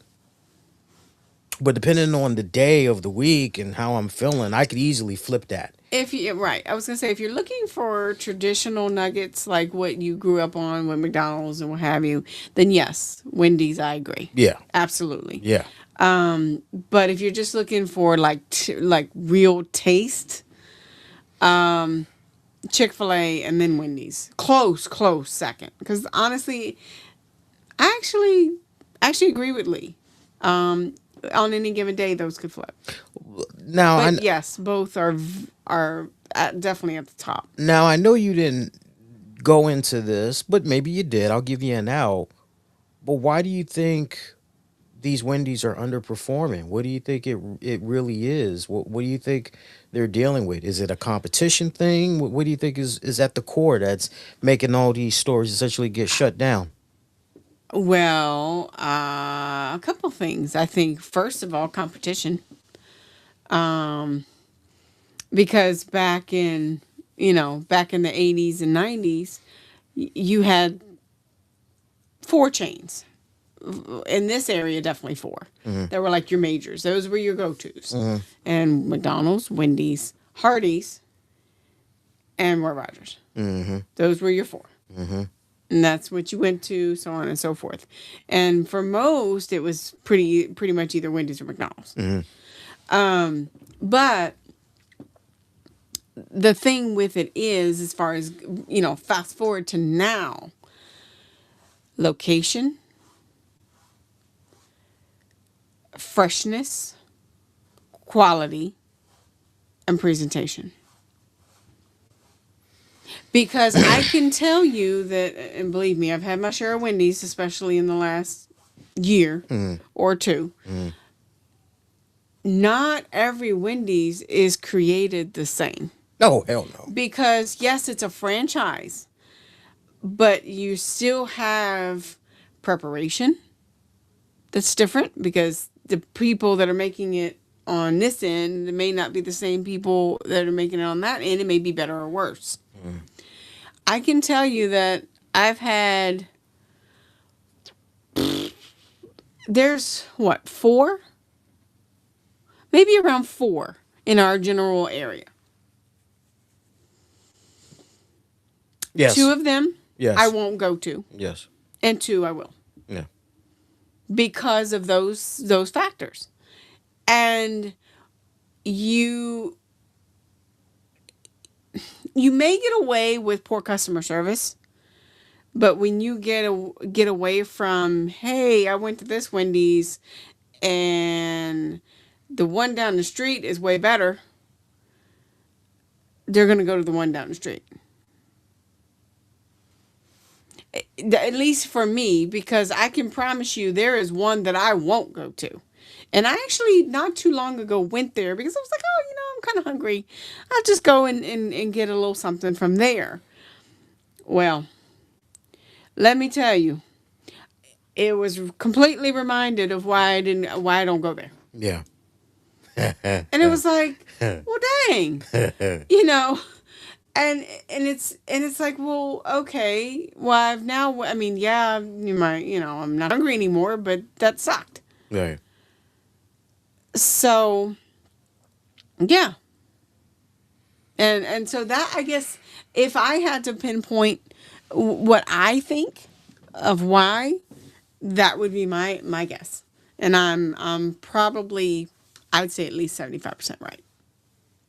Not to mention, I'll see you and I'll raise you just a little bit. Not to mention, well, not for nothing, but if you got Wendy's locations that are like in a less than 5 mile Yeah. radius and you only got to drive almost 10 minutes to the next location, then yeah, it's probably definitely going to be a case where it's like, okay, who's underperforming the worst?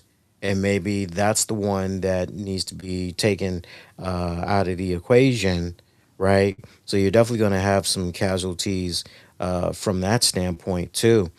I always just find it amazing how all of them. I'll say this and move on, but it's still just eerily striking to me that all of the restaurant chains are now industrialized. Mm-hmm. You know, Mm-hmm. they're not industrialized. That's not the word I wanted. Institutionalized is a better word, Mm. because now it kind of looks like this fancy looking clinic building that you're going to. Yeah, yeah. Gone are the days of the happy place. Yeah. Um, it looks like just some random random building at this point. Yeah. And it's like, okay, well, and that was back, when we were growing up, that was the mystique. Yeah. That was the pull, that was the draw. Yeah.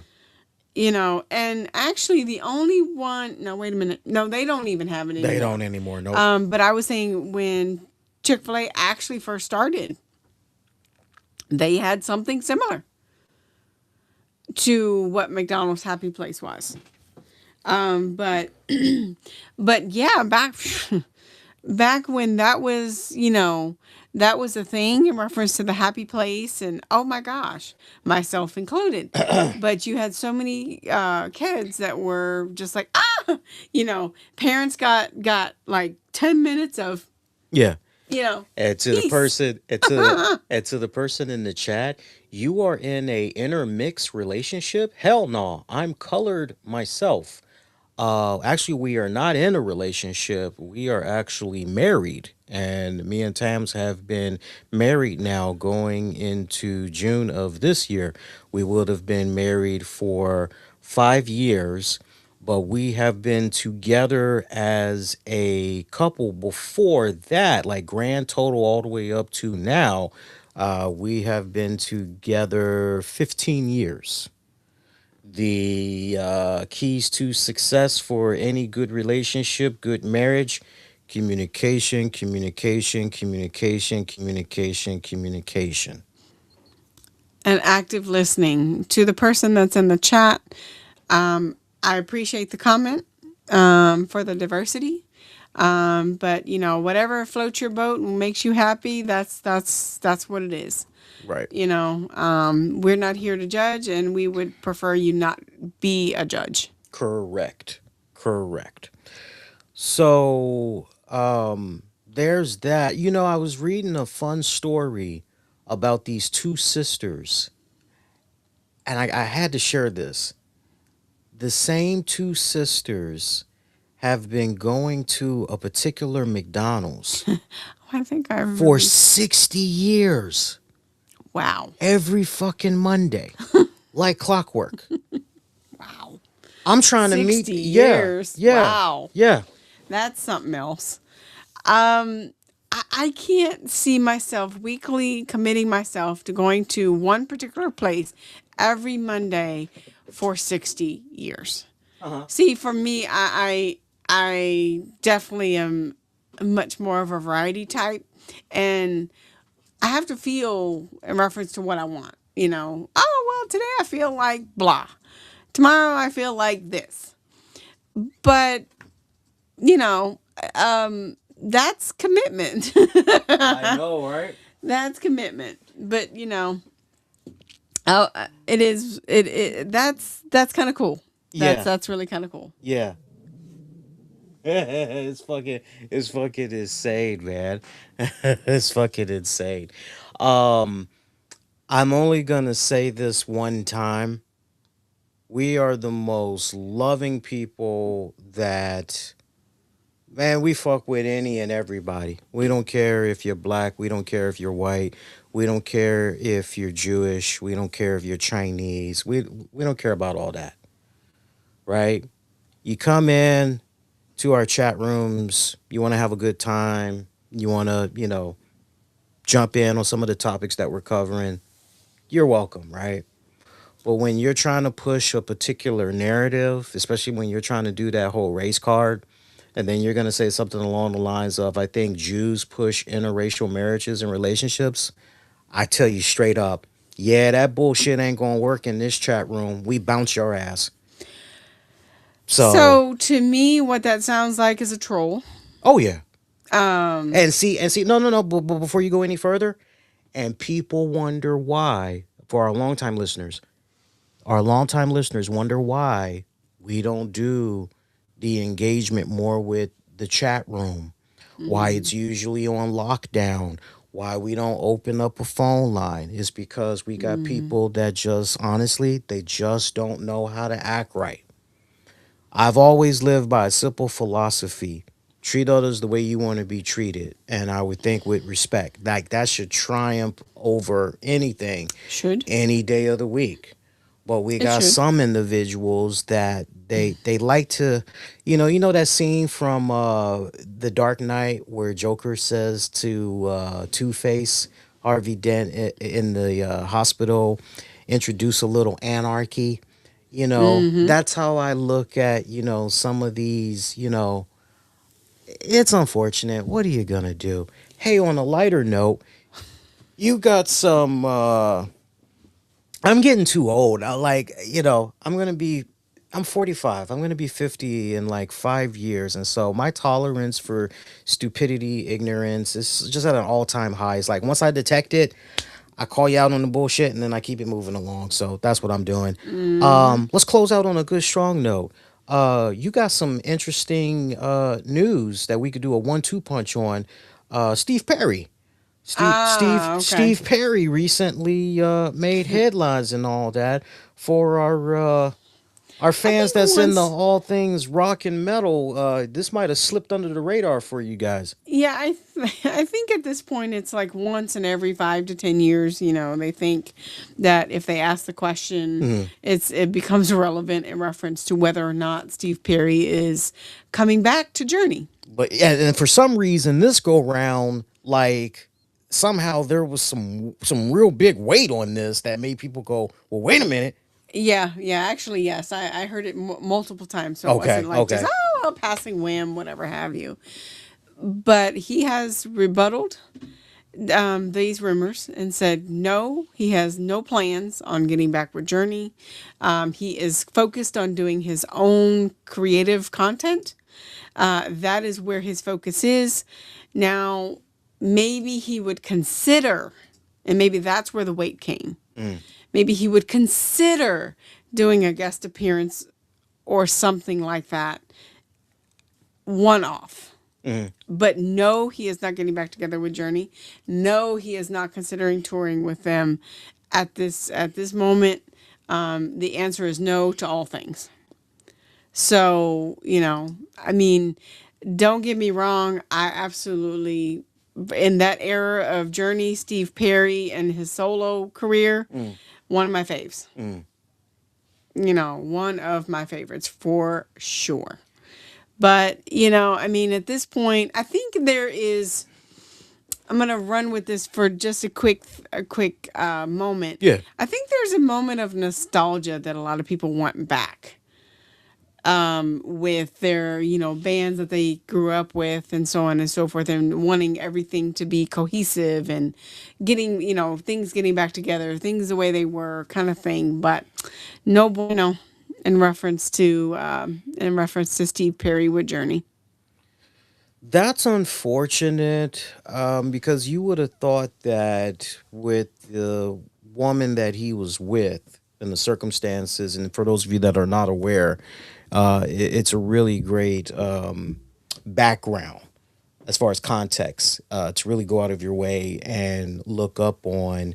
She was the reason why he got back into music, and right down to the point that pretty much one of her last wishes, she made him promise to, no matter what, push forward with his music, because her whole thing Mm. was, the world needs to hear from you, you basically it's like, you got a lot of storytelling left to do and Mm-hmm. all that. And so, I would have thought that somehow things would have come full circle for Perry and Journey too. Mm. But the statement that he put out there, I mean, he definitively, you can't go, so there's a chance. No, like Mm. he just is, yeah, I mean, I respect the hell out of Steve Perry, love him, but there's just that part of me that's like, come on, man, just one show, Yeah, that'll just be just two shows, just right. three But shows. no, literally, it's like, why not just do one show? Let it be the last show. What they should do, if they were gonna do it, do their last show, have him come out for 3, 4 song set, record that thing, and put it on video. That would be good. Mm-hmm. That would be good.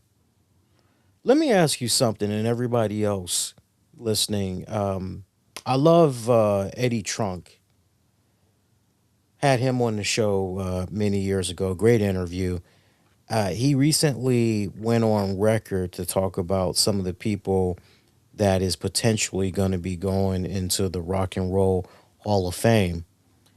And he had a serious issue with a lot of the names that he was seeing. I mean, it's that yearly talk, man. Every time you see this crap with all these names involved, you go, yeah, Rock, yeah, this, yeah, that. Okay, we can definitely see that person going in.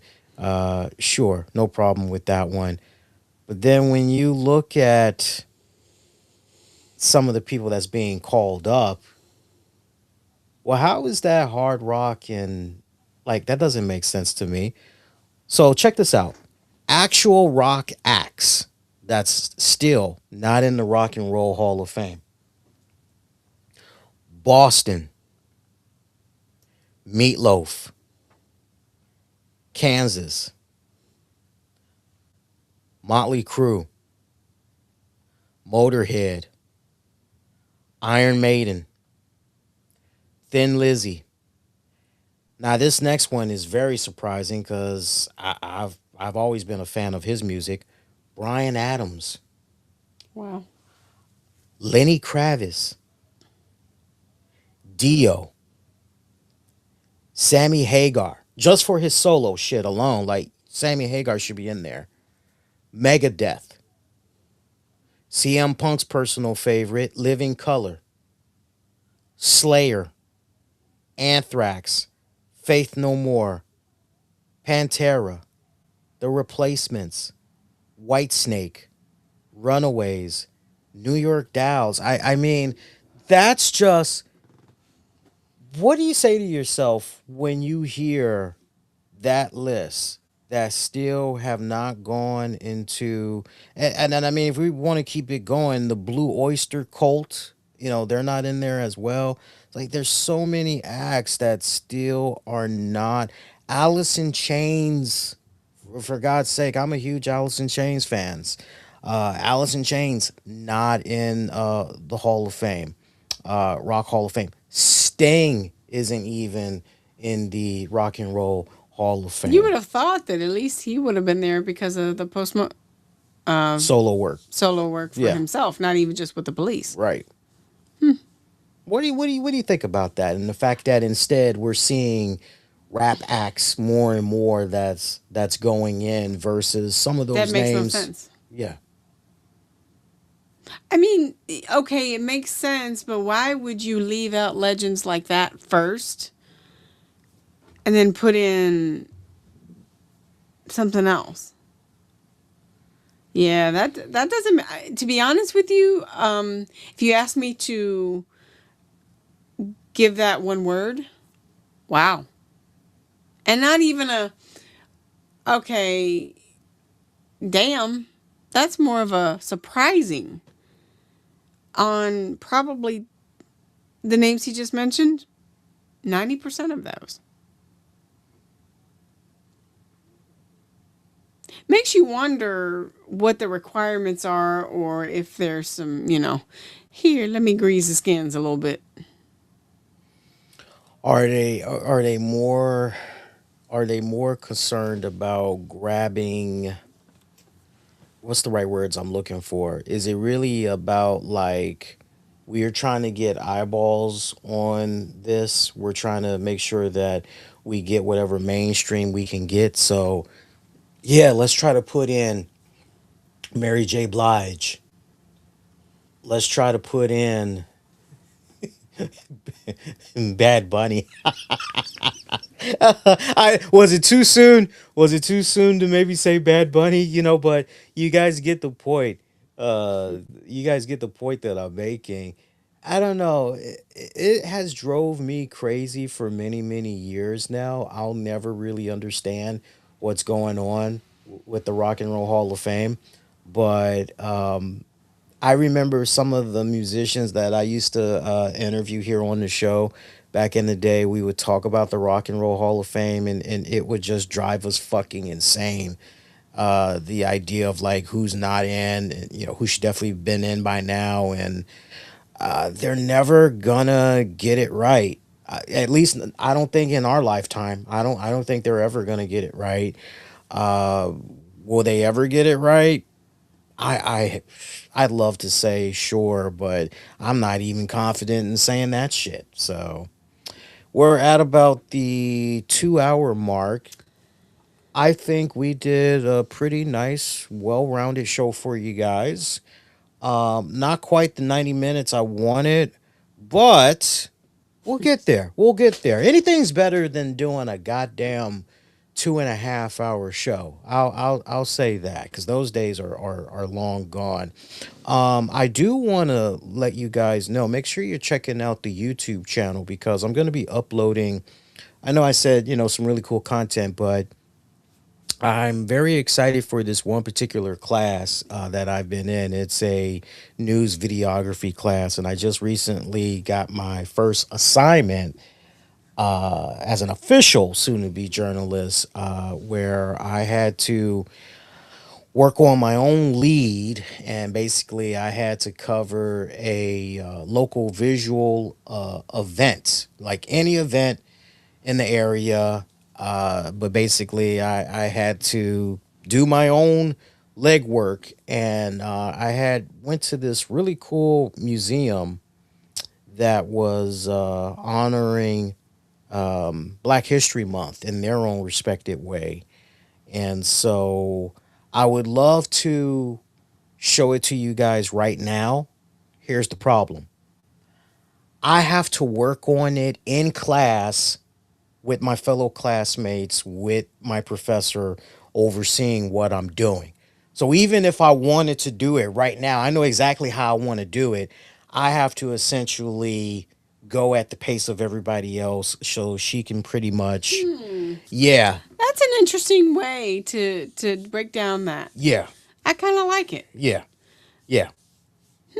I am learning some new tricks as far as video Okay. editing that I was You like, didn't know wow, before. yeah. So I'm willing to go at her pace, but I'm very excited for you guys To see it. to check it out. Yeah, Hmm. when it's I'm complete. actually excited to see it. Yeah. Um, I know you got some shots that you really wanted to get, and so that's cool. Yeah, that's very cool.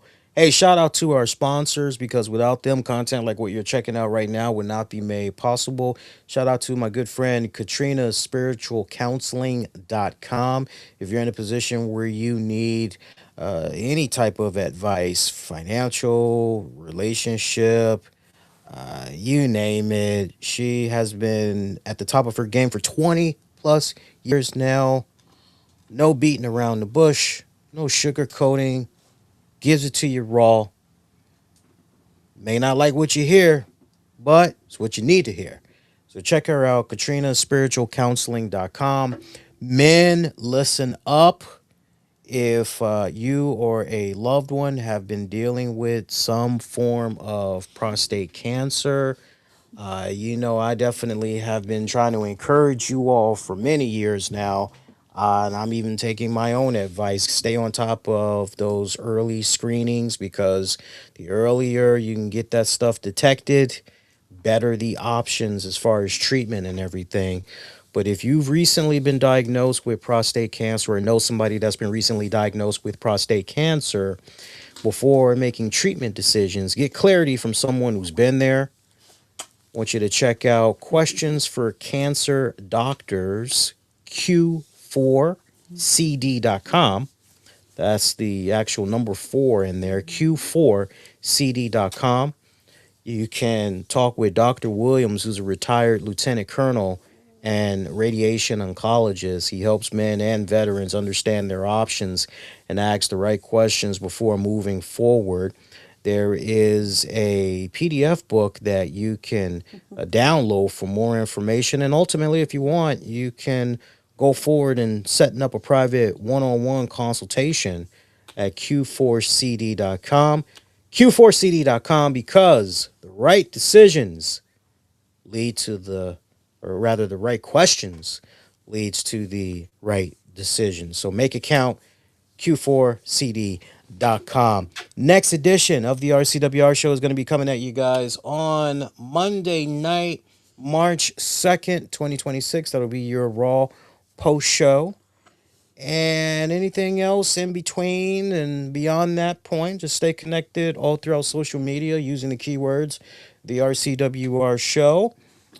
Uh, Show the YouTube channel some love too, man. Been putting up a lot of solid content. Really proud. Let me just say this. I'm really proud of the talk that we had about Bronson Reed's bicep injury. I made that be a standalone clip on the YouTube channel.